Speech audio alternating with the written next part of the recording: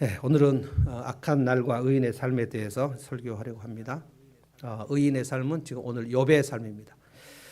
네, 악한 날이라는 것은 우리도 이미 다 경험을 하고 감당하기 어려운 날을 말하고 사실 욥의 성읍은 지난 주일에 우리 그 욥의 성읍이 얼마나 악한 성읍이었는가를 말했는데 그 악한 성읍에서 욥이 이렇게 재난 당하기 전에 했던 일들을 오늘 얘기한 것입니다. 하나님이 주신 것 가지고 얼마나 많은 사람들을 도왔는지. 그런데 이제 새 친구들이 욥에게 와서 네가 얼마나 악한지를 빨리 회개하라고 얘기하니까 정말 어처구니가 없는 일이죠. 오늘 본문을 보면은 이 욥이 새 친구들의 이 돌아가면서 하는 그 비난에 절대로 꺾이지 않습니다. 이것이 특징입니다. 욥이 꺾이지 않아요. 지금은 하나님이 주신 것을 다 지금 박탈당한 것이기 때문에 욥이 하나님이 내가 이렇게 하나님을 섬겨서 하나님이 내게 이렇게 주셨다라고 말할 것이 하나도 없는 상태입니다. 이것이 이제 정말 가슴 아픈 일이거든요. 그런데 새 친구가 돌아가면서 비난을 할 때 욥이 절대로 꺾이지 않아요. 저는 이 비결이 무엇이었을까를 좀 생각해 봅니다. 그 새 친구들의 비난은 실제로 그 물리적으로 무슨 폭력을 쓰거나 고문을 쓰진 않았으나 정신적인 학대와 고문에 해당될 정도입니다. 이 새 친구가 나오고 나중에 이제 내일 본문부터 보면 아주 젊은 사람 엘리후라는 사람이 또 나타나 가지고 욥을 정말로 또 호도하게 비난합니다. 근데 욥이 꺾이지 않아요. 이게 지난번에 우리 국가대표 축구 선수들이 했던 그 태도를 보면서 어떤 사람이 중요한 것은 꺾이지 않는 마음 이렇게 해가지고 중꺾마 이름도 좀 이상하긴 한데 저는 우리가 오늘 이 부분에 주목을 해야 된다고 봅니다. 욥기를 지금 매일 성경을 함께 얼마나 매일매일 따라오셨는지 제가 매우 궁금한데 따라오셔야 되거든요. 매일 읽으면서 따라오셔야 돼요. 그래야 하나님 말씀이 점점 새겨질 수 있습니다. 주일 본문만 여러분이 설교만 들으면 좀 약간 붕 뜬 느낌이 듭니다. 그러니까 매일 따라오셔야 되는데 우리가 욥의 고난 정도까지 당하는 경우는 없습니다. 욥은 그러니까 성도가 이 땅에서 당할 수 있는 고난의 최대치, 가장 맥시멈으로 고난을 당한 것인데 하나님께서 우리에게 하시는 말씀은 너희가 성도로 신실하게 살아도 이 정도까지 고난을 얼마든지 당할 수 있고 너희들은 지금 그 정도까지는 아니다. 지금 이 말씀하시는 거거든요. 그런데 오늘 우리가 본문을 읽어보면 욥이 이 성도가 얼마나 의롭게 살 수 있는가의 최대치를 사는 것이 아닌가. 제가 아브라함과 욥을 비교하면서 좀 묵상을 해봤는데 좀 흥미로웠어요. 이번에 흥미로웠어요. 왜냐하면 아브라함과 욥이 동시대 사람이거든요. 근데 아브라함의 믿음은 대단히 하나님의 부르심을 받고 이 바벨론 지역에서 가나안 땅으로 오는 그 순종을 했으나 그 순종의 차원이라는 것이 그 가나안 땅에 들어와 가지고 바로 기근이 드니까 아브라함이 아내 사라를 데리고 애굽으로 내려가면서 애굽으로 내려갈 때 낯선 땅에 가니까 내 아내 사라가 예쁘니까 나를 죽이고 내 아내를 뺏길까 두려움이 가득해가지고 그 아내 사라를 누이 동생이라고 거짓말로 속여가지고 애굽 왕 바로에게 뺏기고 그런 일이 있지 않습니까? 대단히 비겁한 모습도 많이 보이거든요. 아브라함은 절대로 믿음이 완성형 상태에서 온 것이 아니고 우리가 예수를 믿을 때 예수님을 믿으면 그 믿음이 진실하다 할지라도 아주 갓난아이 믿음인 것이거든요. 예수를 믿었으니까 그 믿음으로 천국을 간다라고 하지만 그 믿음이라는 것은 막 세상에 태어난 갓난아이가 사람이라고 우리가 인정해 주지만 사람 노릇을 하지 못해요. 그래서 이 미숙한 믿음이 점점 자라나는 것, 그래서 얼마나 믿음이 하나님의 훈련을 받고 아브라함의 믿음이 성장했는가를 보여주는 샘플이라면 욥은 완성형이라고요. 욥의 믿음은 거의 탑 클래스에서 제가 성경의 인물 누구를 대해봐도 욥 같은 정도의 수준이 없습니다. 오늘 좀 이따 얘기하겠지만 욥의 수준은 다윗의 평생 수준보다 올라갑니다. 욥은 바세바를 범했잖아요. 그리고 우리아를 죽였잖아요. 욥은 그런 것을 전혀 하지 않았어요. 솔로몬 수준하고는 비교도 안 될 만큼, 그러니까 다윗, 솔로몬, 아브라함 이 사람들하고 차원이 다른 정도의 믿음. 그러니까 믿음에서 최대치입니다. 그러니까 두 가지가 최대치예요. 성도가 받을 고난의 최대치, 그리고 그 고난 속에서 믿음을 붙들고 쓰러지지 않고 꺾이지 않는 믿음의 최대치. 정말 놀랍습니다. 어떻게 이 꺾이지 않는 힘이 생겼는가 보니까 오늘 욥이 친구들 앞에서 반박을 하면서 하는 얘기의 내용이 뭐냐면, 내가 하나님이 주신 것 가지고 얼마나 의롭게 살았는가에 대해서, 그래서 악한 날의 의인의 삶이 욥의 삶이거든요. 내가 얼마나 의롭게 살았는가, 이 영적 자존감이 아주 강하게 있습니다. 꺾이지 않아요. 오늘 제가 두 가지를 얘기할 텐데요. 하나는 욥이 이 절제의 열매가 아주 대단합니다. 절제를 해요. 절제. 이게 성령의 열매죠. 또 하나는 자비입니다. 자비의 열매가 욥에게 정말 풍성하게, 그리고 이미 아주 열심히 연습해서 프로 선수들이 자기의 그 운동 영역에서 정말 아름답게 자연스럽게 그 동작에 나타나는 것처럼 욥에게서는 이 자비의 성품의 삶이 그냥 너무 자연스럽게 나타날 만큼, 저는 욥이 이것을 어렸을 적부터 언제부터 했는지는 잘 모르겠어요. 그런데 욥이 지금 현재 상황에서 지난날 자기의 삶이 얼마나 자비의 열매가 풍성했는가를 욥의 친구들에게 얘기하는 겁니다. 저는 욥이 지금 가졌던 이 수준을 욥의 친구들이 과연 따라잡을 수는 있었을까 생각을 해봐요. 그런데 욥의 친구들이 자기들은 되게 의롭고 욥이 대단히 약하다고 막 얘기했거든요. 근데 욥이 여기서 내가 대단히 약하지 않아, 나 굉장히 의롭게 살았어 라고 얘기하면서 절제와 자비를 얘기했다고요.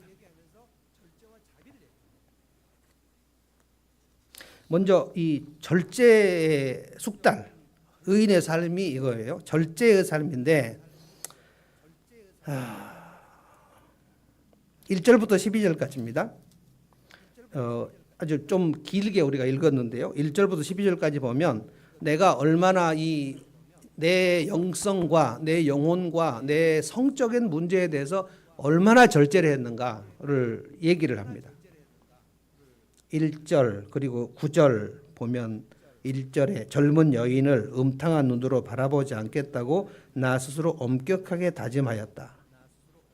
우리 남성들 중에 이것을 이렇게 엄격하게 다짐하고 절대로 젊은 여인을 음탕한 눈으로 바라보지 않은 적이 있을까요? 이 정도의 절제를 수준을 쭉 유지했던 남성들이 있을까요? 좀 그 세번역이 조금 마음에 들지 않아요. 젊은 여인을 음탕한 눈으로 바라보지 않겠다. 개역 성경이 좀 마음에 들어요. 개역 성경 뭐라 그랬냐면, 개역 성경 31장 1절에 보면 내가 내 눈과 약속하였나니, 여기서 커브넌트라는 단어를 써요. 내가 내 눈과 언약을 맺었다는 거예요. 나는 절대로 내가 어떻게 처녀에게 주목하랴. 여기서 젊은 여인이라는 것은 이제 아주 예쁘고 날씬한 여자가 지나갈 때 쳐다보지 않겠다고 자기 눈과 자기가 언약을 맺었다는 거예요.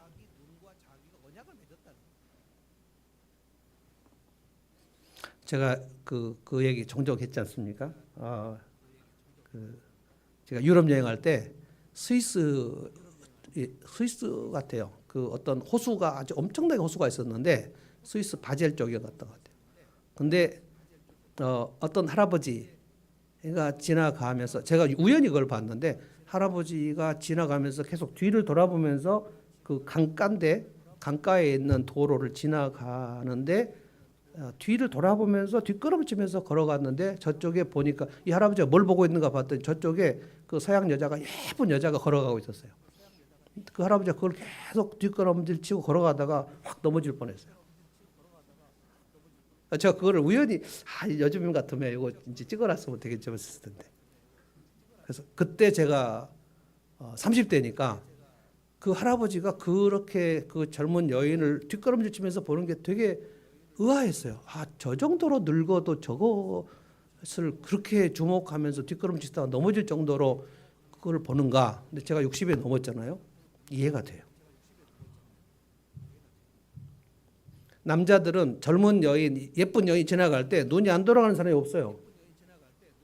그런데 이제 문제는 여자친구가 같이 가거나 아내하고 지나갈 때 매우 조심해야 돼요. 눈동자 흔들리지 않아야 되는데 눈동자 흔들린다는 거예요. 이렇게.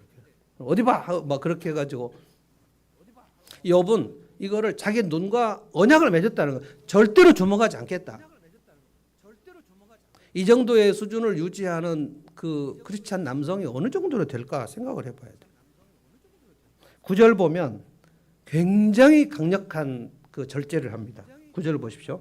남의 아내를 탐내서 그 집 문 근처에 숨어 있으면서 그 여인을 범할 기회를 노렸다면 내 아내가 다른 남자의 노예가 되거나 다른 남자 품에 안긴다 해도 할 말이 없을 것이다. 절대로 그렇게 하지 않겠다고 결단을 했다. 이게 불륜이잖아요. 불륜. 그런데 여러분 이 말씀을 읽을 때 욥의 성읍에 있었 욥의 그때 당시에 욥의 성읍에서 남자들이 어떤 짓을 많이 했는가를 이렇게 유추를 해볼 수 있어요. 지금 욥의 성읍은 거의 소돔 성읍하고 거의 비슷합니다. 소돔 성읍에 소돔이 멸망할 때 하나님의 천사들이 남자처럼 복장을 하고 롯의 집에 왔을 때 소돔 성의 남자들 중에 늙은 남자, 젊은 남자, 어린 소년 할 것 없이 모두 롯의 집에 몰려와 가지고 그 남자들을 이끌어내라고 우리가 오늘 밤새도록 이 남자들하고 데리고 놀겠다. 이게 동성연애거든요. 소돔성의 늙은 남자, 젊은 남자, 어린 남자가 모두 동성연애에 쩌들었었다는 것을 의미하는 겁니다. 여자가 왔을 때 지금 뭐 달려들었다 이런 수준이 아니고 젊은 남자 청년들이 그 롯의 집에 유숙을 하러 들어갔는데 소돔성의 모든 남자들이 롯의 집을 에워싸면서 그 남자들 빨리 내놓으라고 얘기했다는 거예요. 그게 소돔성의 수준입니다. 그 성읍이 그날 저녁에 멸망했거든요. 근데 지금 9절 말씀에 욥이 살았던 그 시대에 남의 아내를 탐내고 그 집 문 근처에서 그 남의 아내를 유혹하거나 아니면 빼앗아 가려고 문틈에 기다리고 있는 남자들이 수룩했다는 거예요. 그러니까 이것은 이제 불륜이라기보다는 거의 그 강도질에 해당되는 거거든요. 근데 욥이 이런 결단을 할 때마다 뭘 자꾸만 얘기하냐면 내가 하나님 앞에서 하나님의 심판 날에 내가 이걸 감당할 수 없는 짓을 어떻게 하겠느냐. 그러니까 욥은 하나님이 이 땅을 심판하시고 내 인생의 마지막에 심판될 때 그때 내가 상을 받을 것인가 벌을 받을 것인가 여기에 굉장히 관심을 기울였다는 거예요. 마지막 날.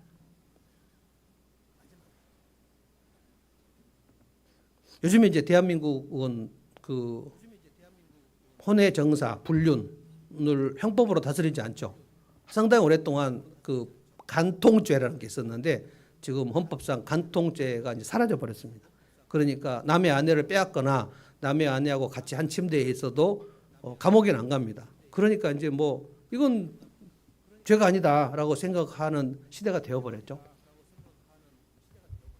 근데 죄는 이제 영어로는 크라임이 있고 신이 있는데 신은 하나님 앞에서의 죄고 크라임은 감옥에 가고 안 가는 죄인데 크라임은 아니지만 하나님 앞에서 이건 굉장히 엄중한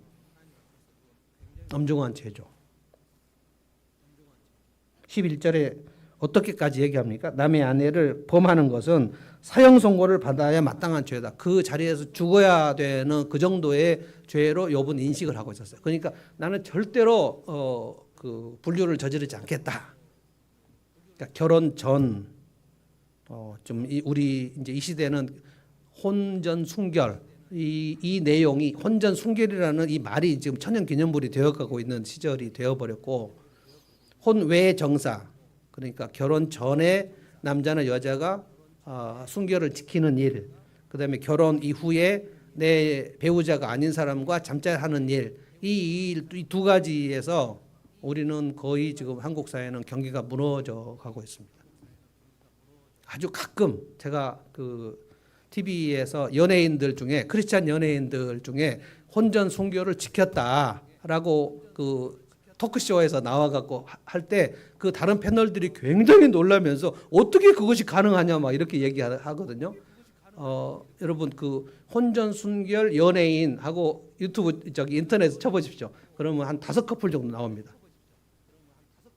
근데 그 얘기를 할 때 우리는 결혼 전에 우리는 아마 신앙적인 의미에서 했겠지만 이제 텔레비에서는 그렇게는 말 안 하고 그냥 내 여자를 사랑해서 보호했다라고 얘기하는데 근데 패널들의 표정이 이렇게 보면서 어떻게 그렇게 할 수가 있냐는 거예요. 그러니까 이미 이제 그게 무너진 것이죠.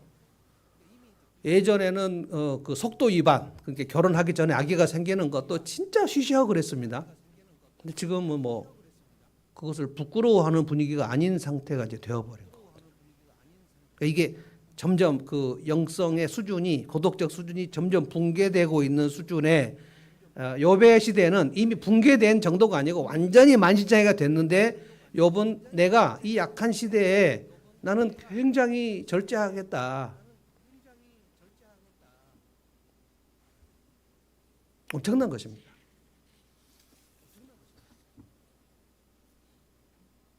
11절 한번 계속 읽어보겠습니다. 12절 11절부터 보면 남의 아내를 범하는 것은 사형 선고를 받아야 마땅한 범죄다. 그것은 사람을 파멸시키는 불이다.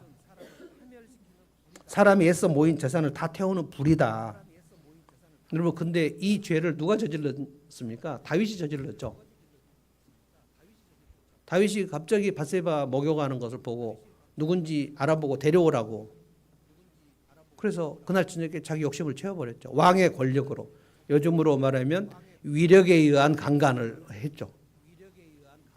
그리고 그 진실을 은폐하기 위해서 적진에서 전쟁터에서 우리와 싸우고 있는데 오라고 그래가지고 막 잔치를 베풀고 술 먹이고 오늘 저녁에 빨리 가서 너 아내하고 좋은 시간을 보내라고. 정말 가증하지 않습니까? 가증한 일이 다윗이 평생 동안 하나님 앞에서 신실하게 살았으나 그날 딱 무너지니까 이 인간의 이 가증하고 찌질한 것이 전부 다 다윗에게 드러나 버려요. 그러니까 우리는 되게 이렇게 그 훌륭하게 살았던 사람이 갑자기 무너질 때 정말 놀랍니다만 놀랄 일이 아니에요. 누구나 무너질 수 있습니다.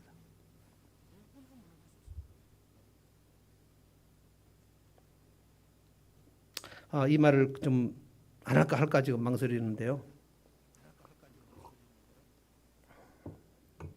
최근에 한국 교회가 아주 존경하던 한 목사님이 불륜으로 교회 사퇴를 했습니다. 제가 여기서 이름을 말하기는 좀 그렇고요. 저도 그분 책을 많이 읽고 여러분에게 소개도 많이 했습니다. 최근에 무너졌어요. 그분은 영적 순결에 대해서 책을 쓰신 분입니다. 그리고 영혼의 게으름에 대해서 굉장히 경고하는 이분은 한국의 청교도라고 아주 추앙받고 모든 목사님들이 자기 관리나 영성 관리를 하는 수련회 하며 주강사로 가시는 분이에요. 완전히 무너졌습니다.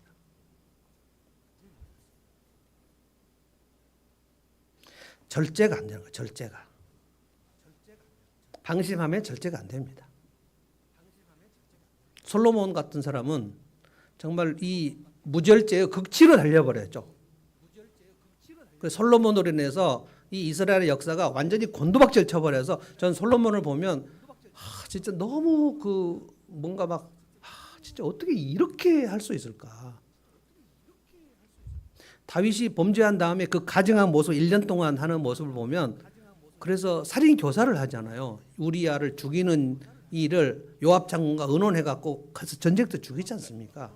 그것도 그 죽는 편지를 우리아의 손에 들려주고 가서 요압 장군에게 전해줘라. 근데 그 편지에 뭐라고 써 있었죠? 요압 장군 그 전쟁터에 깊이 들어가서 싸우다가 우리아 혼자 놔두고 전부 다 철수해라. 그래서 거기서 화살 맞고 우리아 혼자 죽게 해라. 그 편지를 우리아의 손에 들려줬단 말이에요. 이놈 죽여라. 절제가 완전히 무너져 버린 겁니다. 근데 그 아들 솔로몬은 무너진 채로 평생을 살아버렸습니다. 흥청망청 살아버렸죠. 무절제.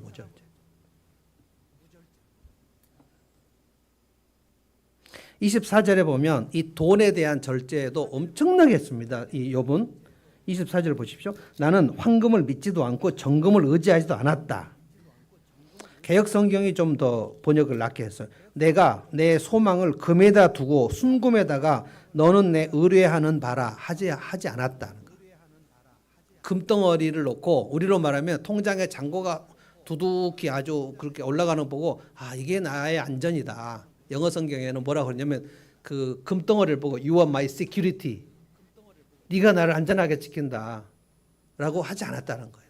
욥은 정말 많이 부자였는데 그 부유를 보면서 이 부유함이 나를 지킨다. 이제 안전하다. 이렇게 하지 않았다는 거예요. 우리는 통장에 이렇게 막 잔고가 막 내려가고 이때 얼마나 불안합니까? 그런데 갑자기 또 뭔가 돈이 생겨가고 통장에 잔고가 올라가면 얼마나 든든합니까? 그러니까 내가 돈에 의해서 얼마나 왔다 갔다 하는지를 여러분 아셔야 돼요. 욥은 그것을 엄청나게 훈련해가지고 돈의 많고 적음에 자기 마음이 흔들리지 않을 정도로 절제의 상태를 유지하고 살았다 하는 거예요. 정말 부자였는데 그 부유를 거들먹거리지 않아요. 보십시오. 25절 보십시오. 내가 재산이 많다고 하여 자랑하지도 않았고, 그러니까 욥은 그 갑자기 돈 많이 번 사람들 그 보이는 그 우리가 양평에 있는 그 해장국집 옛날에 한 10년도 넘었는데 그 해장국집 갔는데 해장국집이 너무너무 유명한 집이었어요. 여기서 양평까지 우리가 먹으러 갈 정도였으니까. 근데 막 너무 돈을 많이 벌었는데 그 사장님이 그 금 목걸이 굉장히 두꺼운 목걸이를 여기다가 하고 막 번쩍번쩍 하는 그래서 우리가 밥 먹고 이제 돌아오면서 너무 보기 싫어가지고 그 모가지에다가 황금 목걸이 너무 근데 안 어울리는 거. 이분이 이제 그 거친 일을 많이 했기 때문에 얼굴이 금 목걸이하고 너무 안 어울려요. 근데 난 이제 돈 많이 벌었다 이거죠. 그러니까 이 돈을 갑자기 많이 번 사람들은 절제를 못하면 그게 표정으로 나타납니다. 나 성공했어. 이 표정이 막 나타나요 이렇게. 갑자기 떼돈 번 사람들 교회 올 때 들어오실 때 보십시오. 저는 유비히 봅니다. 여러분 떼돈 번 사람 아무도 없어요 지금. 그런 표정을 지은 사람이 없어요. 이렇게 들어갑니다. 이렇게. 교회 와서 나 지금 돈이 많다. 욥은 정말 우리로 말하면 거의 이재용급의 부자인데 그 욥을 볼 때 그냥 늘 마치 돈이 많이 없는 사람처럼 가난한 사람처럼 이렇게 약간 겸손하게. 근데 이게 인간이 자연스럽게 되는 건 아니에요. 굉장히 절제를 해야 됩니다. 굉장히. 자기가 돈이 많거나 자기가 지식이 많거나 어떤 재능이 많거나 은사가 많으면 그 절제가 안 됩니다. 그게. 이거를 그냥 자랑하고 싶어요. 막. 내가 얼마나 잘하는지. 저는 그 가수들 노래하는 거, 그 다음에 심사하는 거 이렇게 유심히 보면 그 가수들이 그 노래를 뻐기면서 하는 사람이 있어요. 난 노래 잘해. 막 하면서 막 하이 그 톤으로 막 올라간 사람이 있죠. 그럼 저는 텔레비 그냥 채널 돌려버립니다. 보기 싫어. 내가 노래 얼마나 잘하는지를 보여주겠다는 거예요. 거들먹거리는 거잖아요. 그러니까 이게 절제 훈련을 하지 않은 지 오래된 사람들의 대부분의 모습이에요. 여러분 이 설교를 지금 들으면서 나는 어느 부분이 지금 무절제로 치닫고 있는가를 생각해 보셔야 돼요. 왜냐하면 악한 날에 이 절제의 열매가 있어야지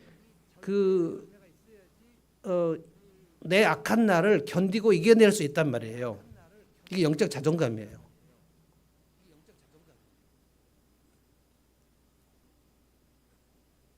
내가 얼마나 절제가 없는가 하는 것은 배우자가 알고요.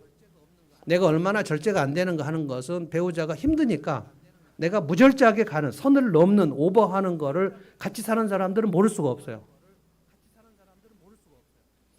우리 아빠가 얼마나 무절제한가. 어떤 아빠들은 막 이렇게 그 자기 취미 활동 뭐 낚시라든가 골프라든가 또는 뭐 바둑이라든가 어떤 취미 활동 또는 무슨 뭐 캐릭터를 모집하는 수집하는 일이라든가 그 취미 활동에 무절제하게 갑니다. 그러면 온 가족이 그것 때문에 되게 고통을 겪습니다. 그러면 이제 아내가 그것 좀 절제하면 안 돼? 라고 얘기할 때 내가 이것도 못하냐고 막 얘기하겠죠. 내가 옛날에 가난한 시절에 이걸 못 샀는데 지금은 내가 살 수 있는데 내가 이걸 못 사야 되냐고 막 얘기하죠. 절제가 안 되는 거예요. 저는 지금 남자들 50대 남자들이 계속 지금 상담으로 오거든요. 어제는 지금 상담하시는 분이 또 한 분을 소개를 해가지고 자기보다 2살 적은 50대 다 집사님들이에요. 남자 집사님들 중에 정말 열심히 살려고 하고 신앙생활 열심히 하고 살려고 하는데 이제 부부 문제가 심각해진 경우에 하여간 계속해서 아름아름으로 지금 50대 남자 집사님들이 3번째 오고 있고 10대 청소년들이 지금 3사람이 오고 있고 20대가 지금 3사람이고요. 이제 뭐 그 전 연령이 지금 다 오고 있는데 남편들이 와가지고 저한테 하소연하는 것은 부인들의 쇼핑 중독입니다. 너무 절제가 안 된다는 거예요. 이게 막 죽겠다는 거예요. 그러니까 내가 어떤 일에 무절제한 거는 내 배우자가 정확히 알아요. 고통입니다. 그리고 공동체 안에서도 목장 안에서나 교회 안에서도 그 사람이 무절제한 것은 모두가 알 수밖에 없어요. 이 사람 왜 그래? 근데 본인만 모르는 거예요. 그래서 정말 진심으로 물어봐야 돼요. 내가 감정을 폭발하는 일이 무절제한 것인가? 아니면 내가 돈을 쓰는 일이 무절제한 것인가? 내가 시간 관리가 무절제한 것인가? 내가 무엇을 취미로 사는 일에 무절제한 것인가? 내 재능이나 은사를 폭발시켜가지고 그것이 균형이 안 맞아가지고 무절제한 것인가? 본인은 몰라요. 왜냐하면 훈련한 적이 없으니까.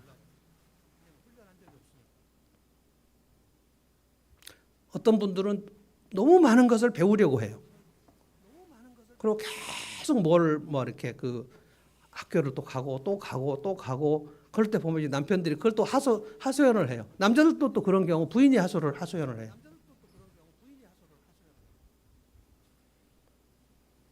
26절에 보면은 그 영적인 일에도 탐욕을 무절제를 가지 않았다. 여기까지 나옵니다. 26절 보십시오. 이거 되게 좀 어려운 일인데요. 해가 찬란한 빛을 낸다고 하여 해를 섬기지 않았다. 발이 달고 아름답다고 하여 달을 섬기지 않았다. 해와 달을 보고 장엄함과 아름다움에 반하여 그것에 절을 하는 사람들이 있다. 이게 지금 요배 시대의 1월 성신 숭배 서상입니다. 바벨론 시대에 해와 달 점성술 하는 사람들, 우리가 지금 성탄절 동방 박사들 있잖아요. 그 동방 박사들이 점성술가들입니다. 그 별을 보고 우리로 말하면 요즘으로 말하면 천문학자라고 할 수 있지만 그 당시에는 전부 마술사나 또는 마법사 이런 사람들이거든요. 근데 그 별을 보고 이스라엘의 왕이 태어났다는 것을 알아서 그 바벨론에서 예루살렘까지 오지 않았습니까? 근데 그 바벨론의 옛날에는 술객이라서 술객. 다니엘이 바벨론에 갔을 때 바벨론 왕이 다니엘을 술객으로 삼아가지고 그 꿈이나 이런 것들을 해몽하게 하지 않았어요? 근데 그 바벨론에서 섬기던 그 우상 숭배가 1월 성신 숭배입니다. 근데 욥은 절대로 하지 않았다는 거예요. 그러니까 신비한 우상 숭배나 이런 것에 욥은 빠지지도 않았어요. 그럼 나중에 이 우상 1월 성신 우상 숭배 누가 했는지 아십니까? 유다 왕 므낫세가 했습니다. 므낫세가 하늘의 태양상 1월 성신 상들을 다 성전 앞에다가 세우고 그것에 절하고 완전히 영적으로 무절제 상태. 유다 말기, 오늘 우리 구약에서 하면 유다 말기 타락상을 할 텐데 진짜 이런 일이 있었구나. 근데 그게 우리 모습이에요.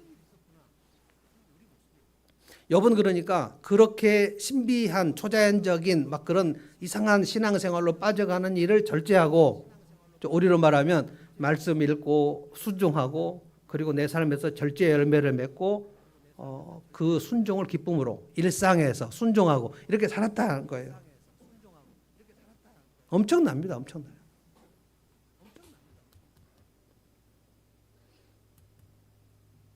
내가 지금 욥의 수준까지 다 도달하진 않았다 할지라도 하나님이 지금 말씀하시는 거 뭐냐면 성령의 열매, 절제의 열매가 어느 정도 수준에 도달했는지는 우리 자신이 다 파악하라는 거예요.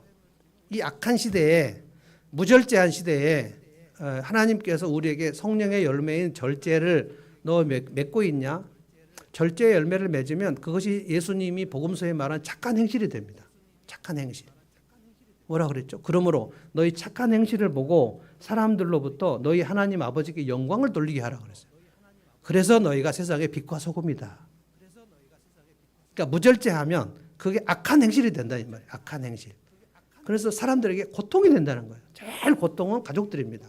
내가 무절제하면 고통을 엄청 받아요.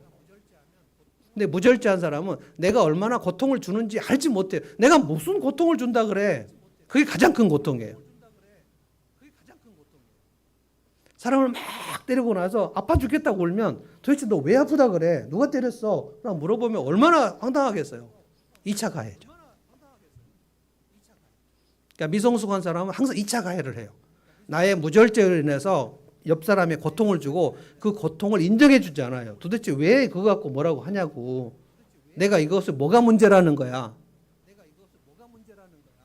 여러분 이 부분에 대해서 거의 지금 그 대학으로 말하면 하버드 예일대급이에요.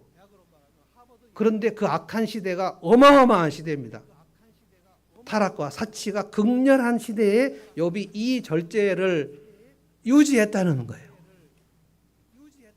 근데 이 정도의 의인을 새 친구들이 돌아가면서 네가 얼마나 흉악한 범죄를 했는지를 돌아보라고. 저는 욥의 친구들이 이 정도의 수준, 욥의 수준에 근처도 못 살 거라고 생각합니다.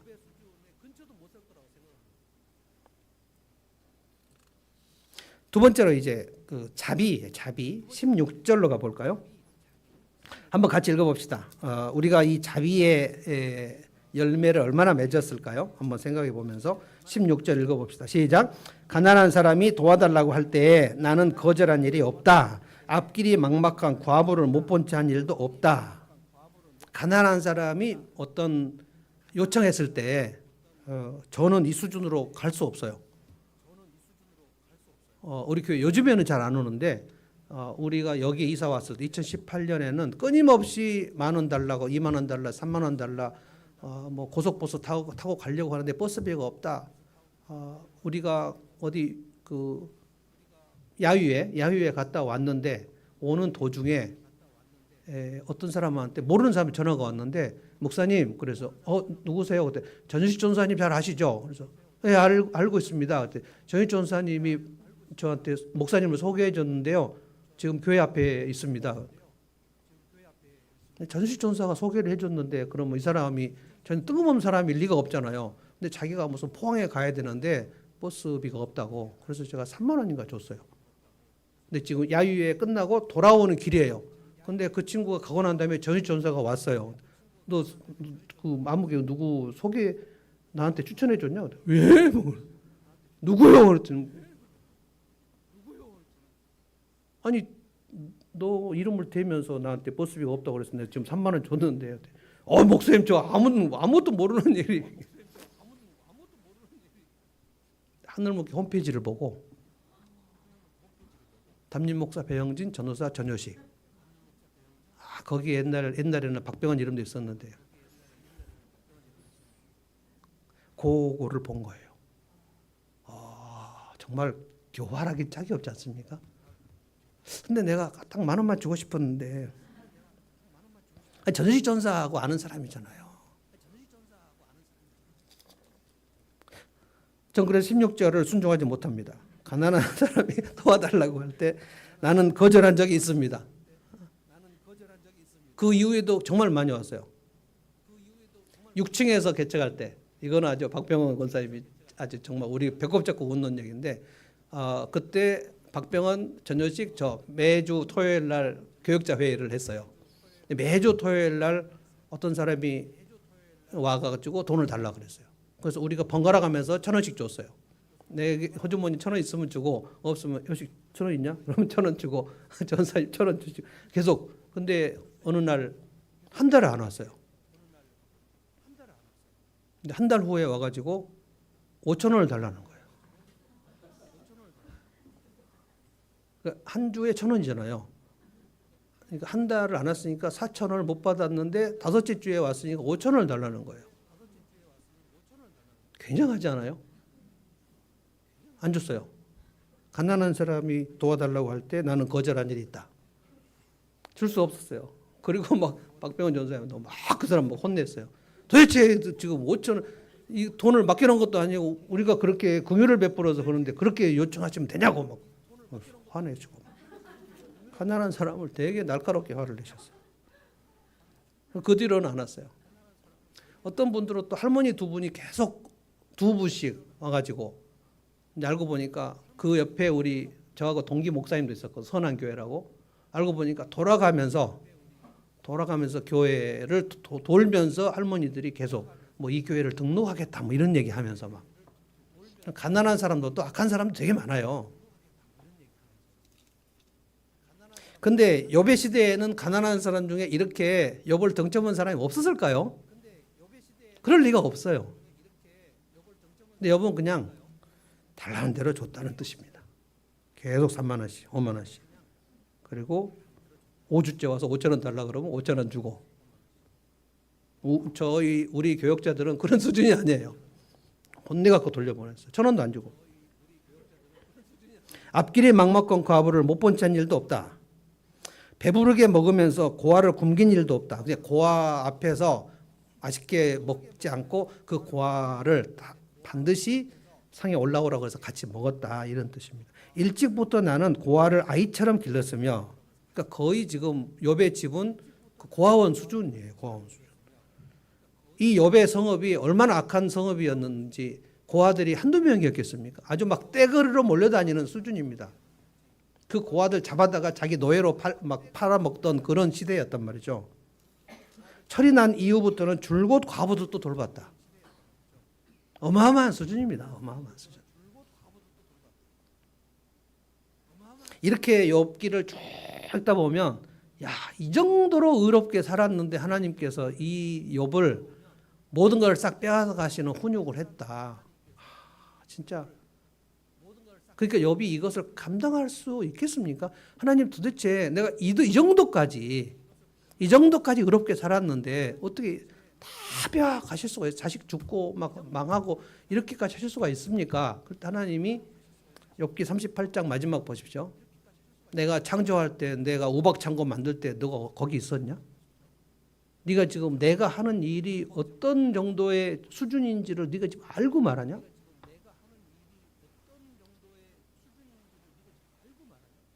우리가 어려움을 당할 때, 우리가 죄로 인해서 징계를 받거나 아니면 죄 없이 누군가의 악으로 인해서 우리가 고난을 당할 때 하나님 우리를 딱하게는 여기시지만 미안해 하시지는 않습니다. 하나님 책임이 아니에요. 자꾸만 하나님을 우리는 못마땅하게 생각하면서 하나님이 못 본 채 한다고 막 얘기하는데 누군가 악을 저지를 때 그 악을 막아주시지 않는단 말이에요. 그 대신 욥은 그 자비가 정말 풍성했어요. 정말 자비가 풍성했어요. 31절 보십시오. 욥이 얼마나 환대를 했는지를 보십시오. 31절. 내 집에서 일하는 사람들은 모두 내가 언제나 나그네를 기꺼이 영접한다는 것을 잘 알고 있다.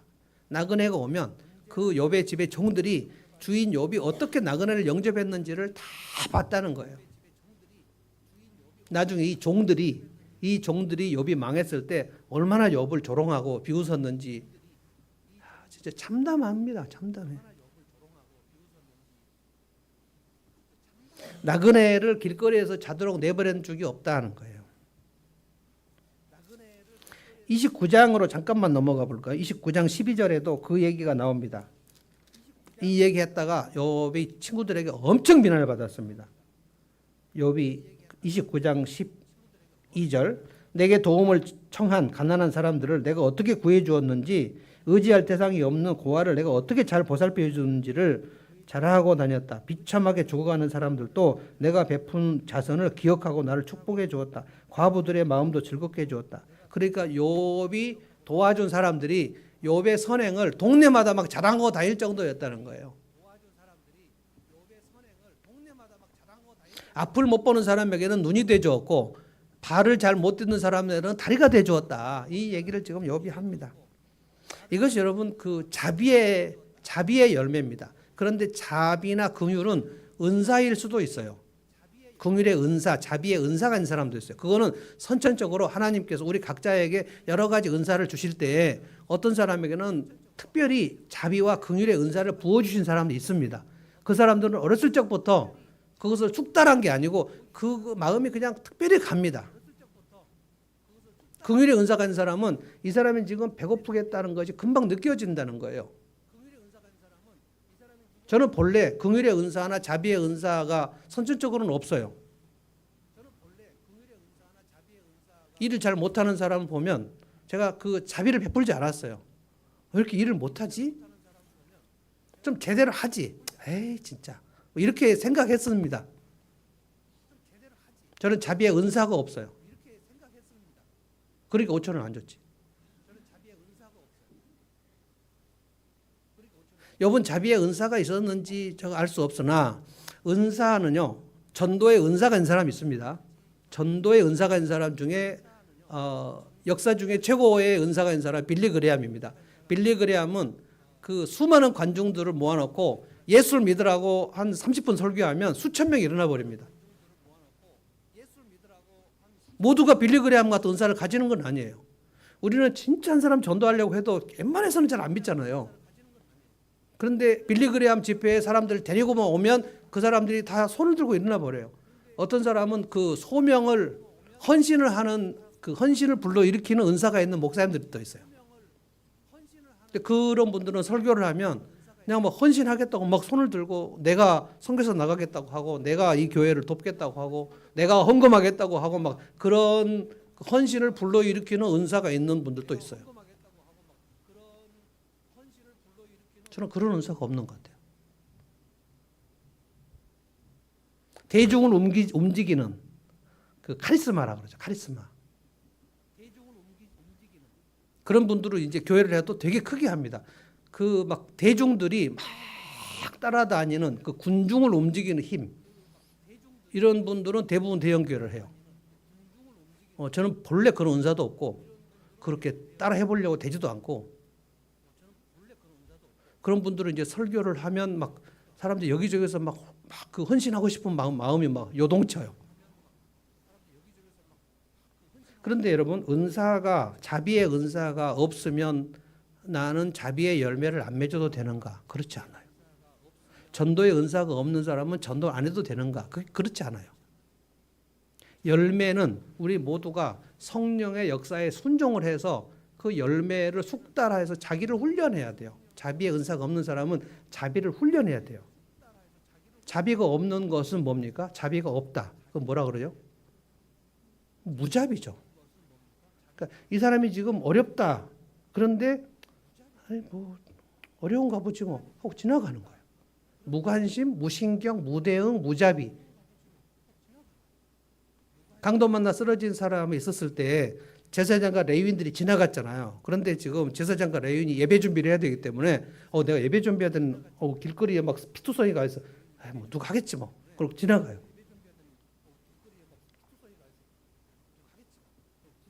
누군가가 어렵다, 누군가 아프다 그럴 때 저는 여러분들에게 그 자비의 훈련을 시키려고 좀 애를 쓰는 중이에요. 누가 아프다 그러면 일단 모두가 그 우리 교회 누구 성도가 아프다 그러면 거기다가 기본적으로 카톡 댓글을 달아서 교회를 빕니다. 기도하겠습니다.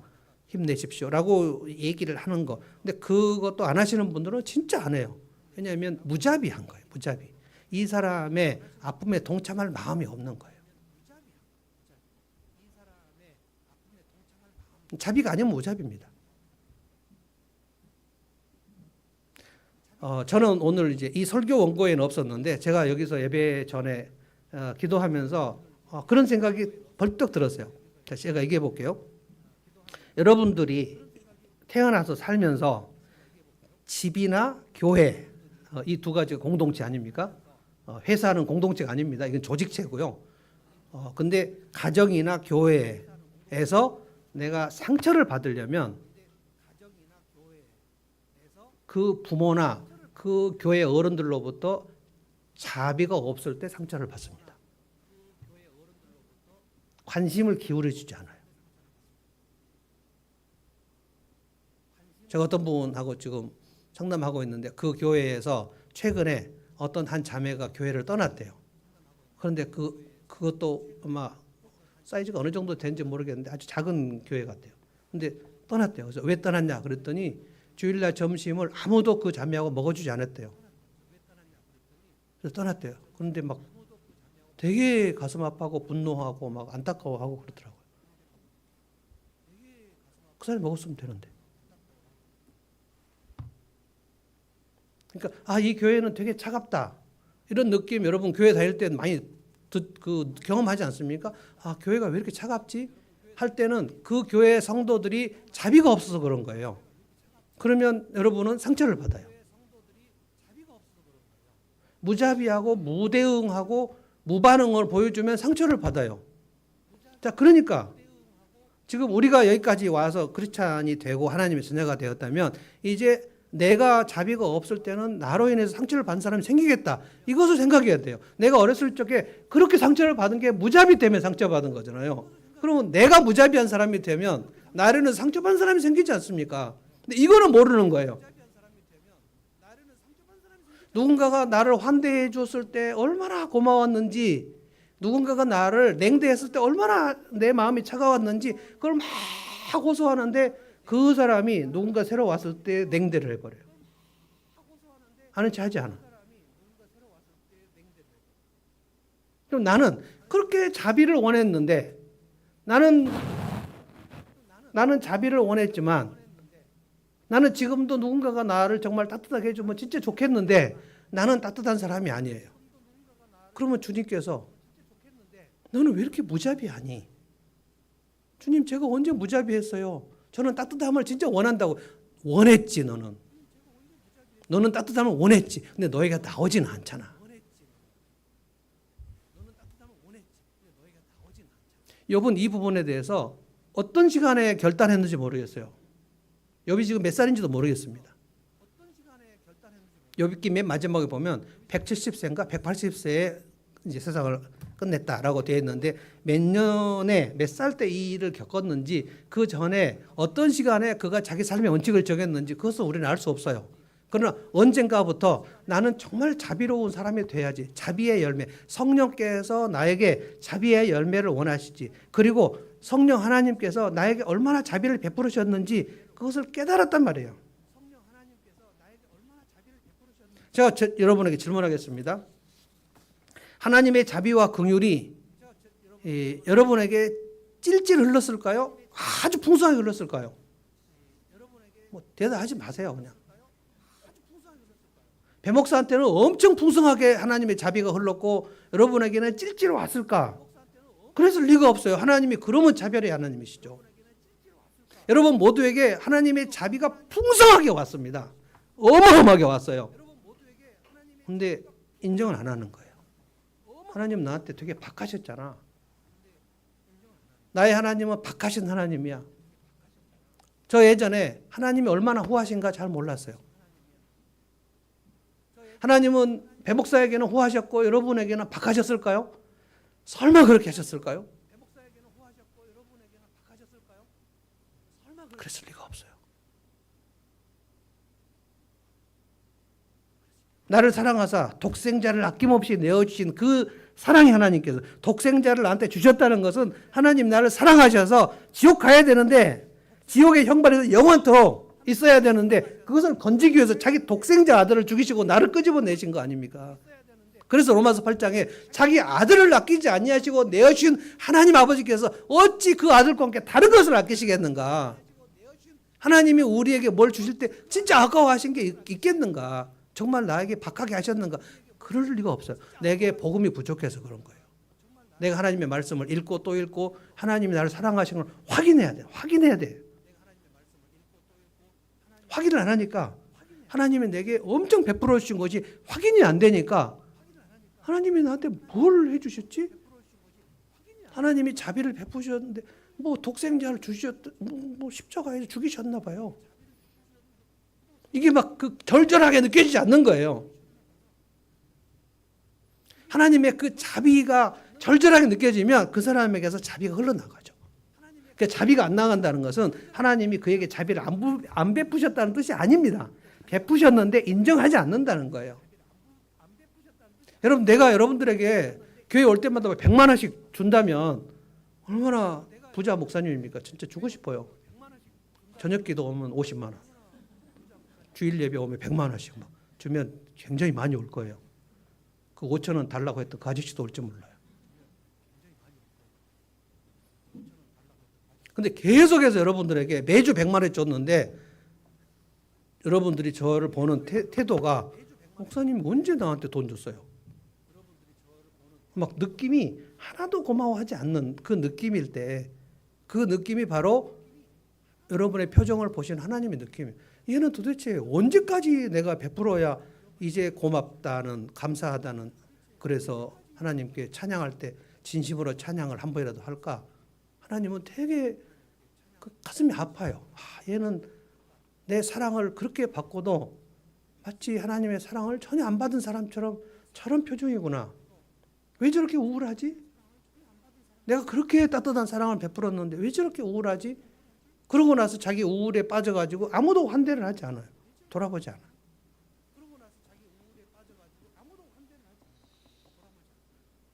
저는 오늘 하나님의 자비와 긍휼이 우리에게 얼마나 쏟아졌는지를 정말 많이 강조하고 싶어요. 왜냐하면 하나님은 후하신 분이어서 그렇게 여러분에게 하지 않으셨을 리가 없단 말이에요. 단지 무엇이 지금 문제가 있냐면 내가 어린 시절에 그런 긍휼과 자비를 어떤 누군가로부터 받지 않아가지고 하나님이 그렇게 나를 따뜻하게 맞으셨다는 사실이 감이 없는 거예요. 감이 안 오는 거예요. 마치 기억 상실증에 걸린 사람들처럼. 우리 엄마 아빠가 나를 따뜻하게 안 해줬는데 하나님 아버지가 나를 따뜻하게 해주신다고? 모르겠는데?